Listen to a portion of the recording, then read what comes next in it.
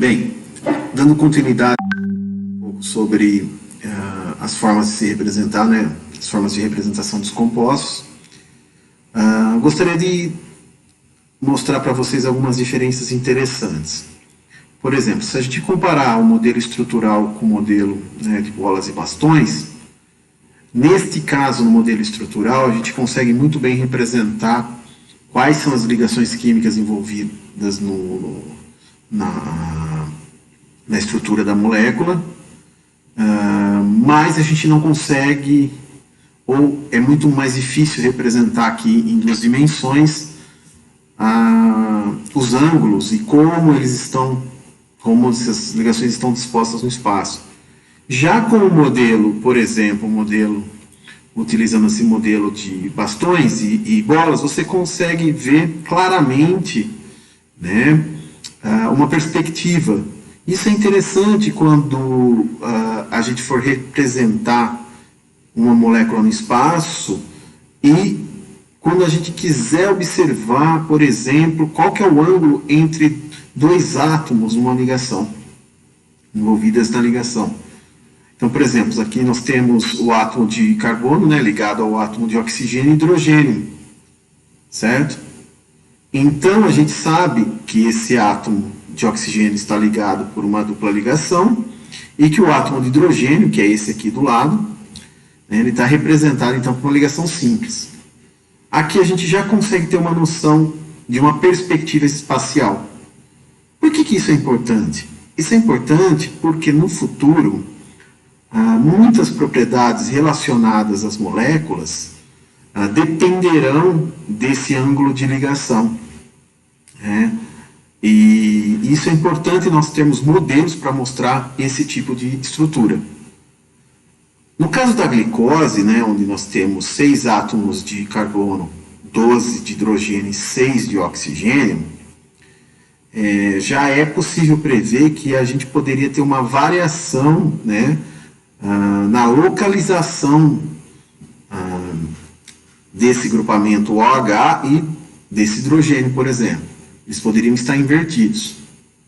Nesta projeção, a gente já consegue, por exemplo, otimizar essa posição. Em qual lugar do espaço a gente consegue?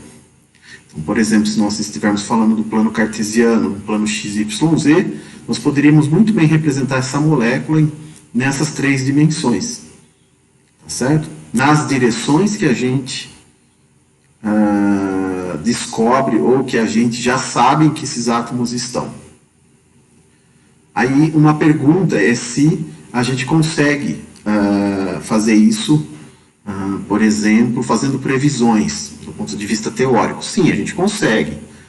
Abrindo mão de algumas teorias, a gente consegue, então, organizar os resultados, né, em forma dessa estrutura, essa estrutura em 3 dimensões, mas para poder realmente dizer qual é esse intervalo de ligação, ângulo de ligação, é preciso que nós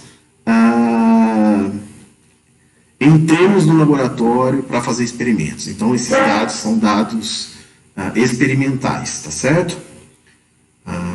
Existem alguns programas na internet que, se vocês procurarem, existem alguns softwares livres, né, onde você consegue colocar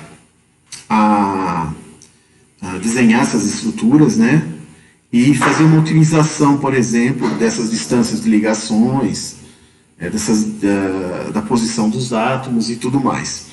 No entanto, é interessante observar que esse software sempre abre mão de algum algoritmo ou de algumas estruturas já pré-dimensionadas, enfim, são algoritmos que usam algumas aproximações, né, softwares que usam algumas aproximações e baseado nos conhecimentos prévios da química, por exemplo, quantas ligações o carbono pode fazer e assim por diante.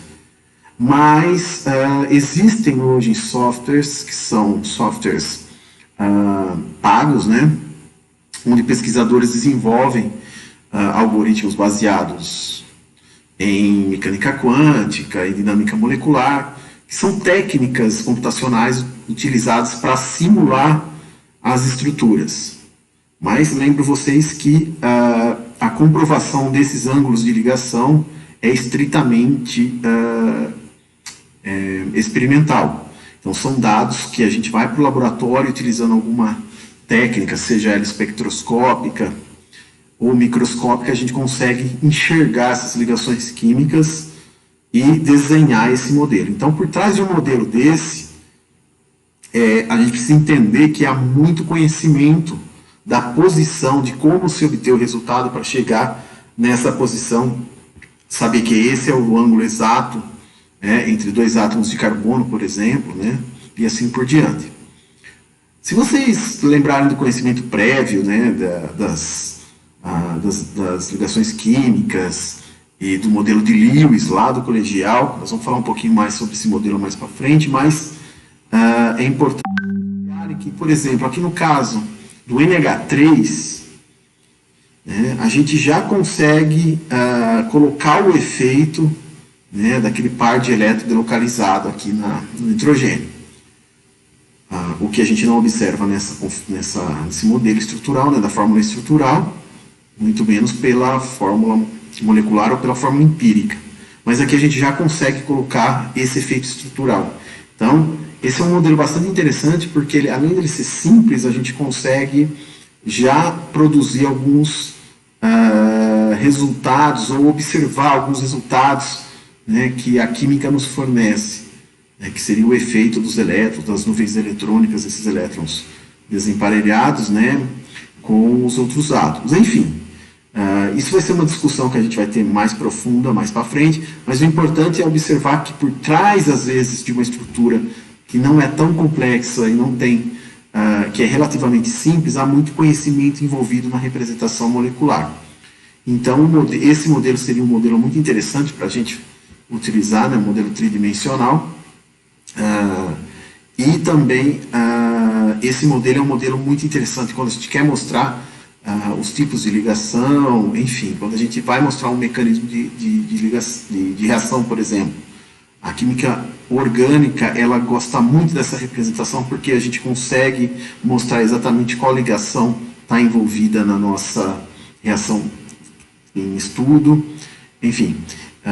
Enquanto, por exemplo, se você for estudar novos fármacos para novas doenças e tudo mais, essa estrutura vai ser muito importante, porque você vai conseguir localizar no espaço onde estão os átomos e quais as posições, porque uma mudança, uma simples mudança de um átomo de lugar num sistema tridimensional acaba afetando a reatividade da molécula e sua propriedade química.